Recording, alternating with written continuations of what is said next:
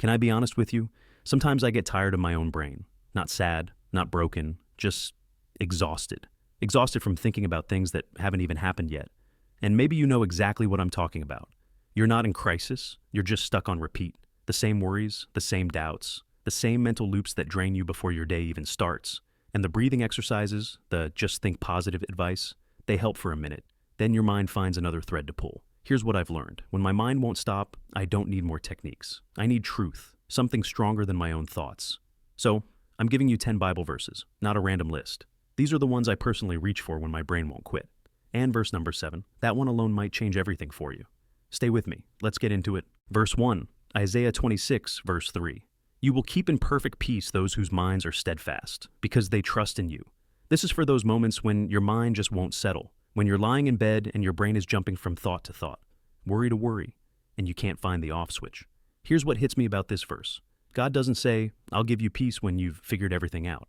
He says your peace is tied to where your mind is fixed, and that's the problem, right? Our minds aren't fixed. They're scattered, replaying the past, rehearsing the future, running through scenarios that might never even happen. But this verse gives you a target. When your thoughts start spiraling, you don't need to fight every single one. You just need to redirect. Fix your mind back on him, his character, his faithfulness, his track record in your life. Peace isn't the absence of thoughts. It's the presence of focus. So next time your brain kicks off, don't chase the spiral. Anchor on him. Verse 2, Matthew 6, verse 34. Therefore, do not worry about tomorrow, for tomorrow will worry about itself. Each day has enough trouble of its own.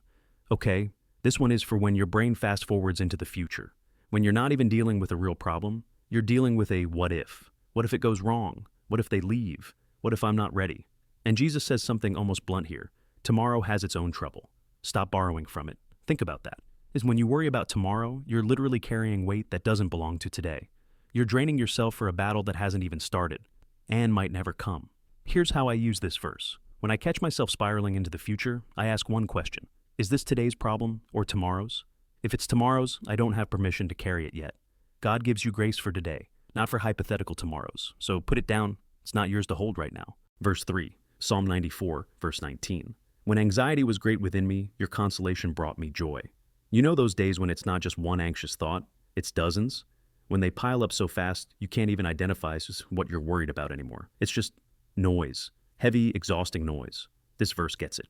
David doesn't say, when I had a little bit of worry. He says, when anxiety was great within me. He's not talking about mild stress. He's talking about being overwhelmed. And here's the Christ-centered truth that Christ wants you to catch. He doesn't say he fixed it himself. He doesn't say he thought his way out of it. He says God's consolation, God's comfort, broke through and brought him joy. Not answers, comfort. Sometimes God doesn't explain the storm. He just sits with you in it. So, when anxiety is piling up and you can't think straight, you don't need to untangle every thought. You just need to let him in. His presence is the breakthrough. Comfort first. Clarity later. Verse 4, 2 Corinthians 10, verse 5.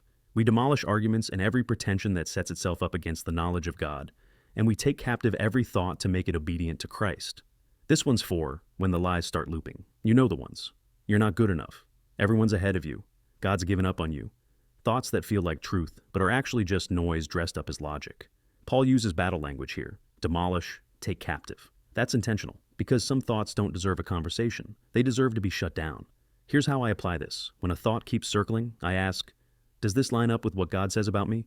If it doesn't get to stay. I don't argue with it. I evict it. You have more authority over your mind than you think. You're not a victim to every thought that shows up.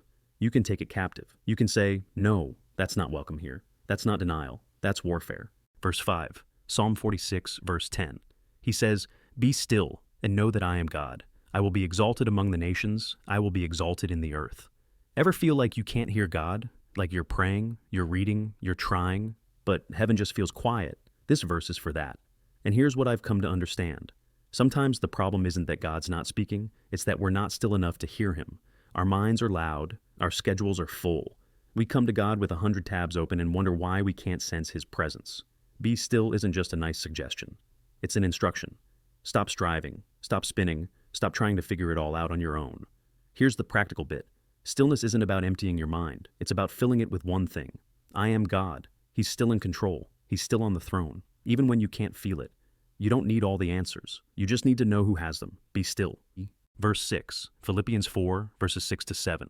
Do not be anxious about anything, but in every situation, by prayer and petition, with thanksgiving, present your requests to God. And the peace of God, which transcends all understanding, will guard your hearts and your minds in Christ Jesus. If you've ever wanted a step-by-step for what to do when anxiety hits, this is it. Paul literally lays it out. First, don't be anxious about anything. Okay, easier said than done. But then he tells you how. You pray, you petition, you bring it to God. Specifically, not vaguely. And here's the part people skip. With thanksgiving. Even in the mess, you thank him. Why? Because gratitude shifts your focus. It's hard to spiral when you're counting what he's already done.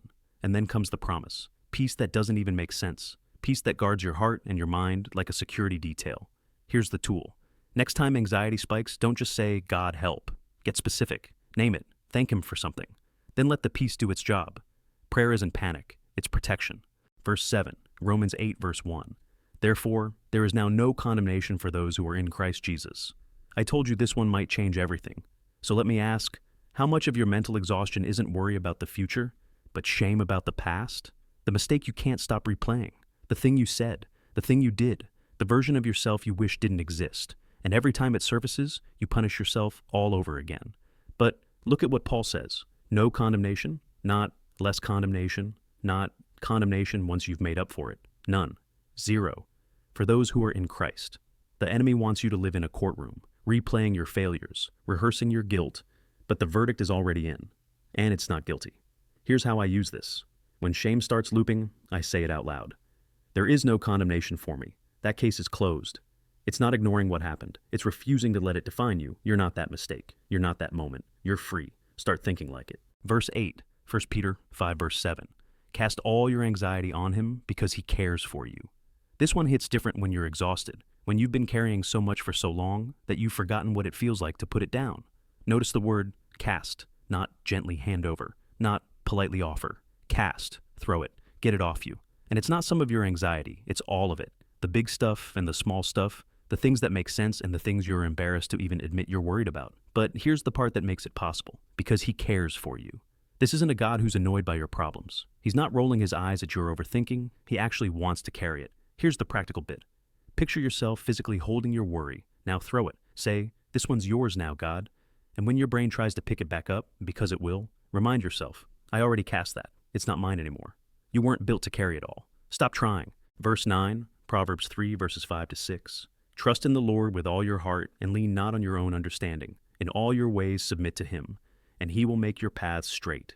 If you're the type who needs to see the full plan before you take a step, this verse will challenge you.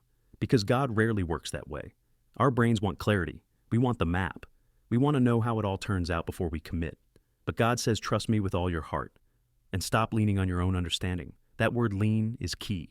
It's not saying don't think. It's saying don't put all your weight there. Your logic has limits. His doesn't. Here's what this looks like practically. When you can't see the next 10 steps, just look for the next one. Submit that one step to him. He's not asking you to trust the whole staircase. He's asking you to trust the step in front of you.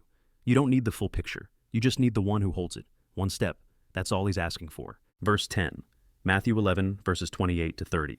Come to me, all you who are weary and burdened, and I will give you rest. Take my yoke upon you and learn from me, for I am gentle and humble in heart, and you will find rest for your souls. For my yoke is easy and my burden is light.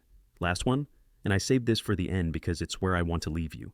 If you've made it this far, chances are you're tired, not just physically, soul tired. Tired from the weight of your own thoughts, tired from carrying things you were never meant to hold.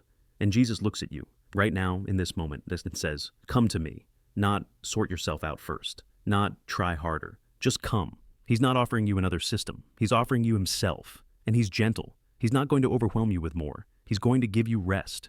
Here's the truth, your mind will always find something to spin on, but your soul can rest, even when your brain is loud. Come to him, that's the invitation, let him carry it now. So, there you go. 10 verses for when your mind won't stop. I'd love to know which one hit you the hardest. Drop it in the comments. Was it the peace of Isaiah 26, the freedom of Romans 8, or maybe one of the others snuck up on you? Let me know. I read every single comment and it helps me know what to create next. If this video helped you breathe a little easier tonight, do me a favor. Leave a like and subscribe if you haven't already. It sounds small, but it genuinely helps more people find these videos when they need them most. And if you want something to take with you, I've got some faith-based ebooks and resources linked in the description. Great for going deeper when you need a bit more encouragement. But whether you grab one or not, thank you for staying to the end. Thank you for trusting me with your time. Your mind might still be loud tomorrow, but now you've got some truth to fight back with. You're not alone in this. This is the LowKey Christian. God bless you, my friend.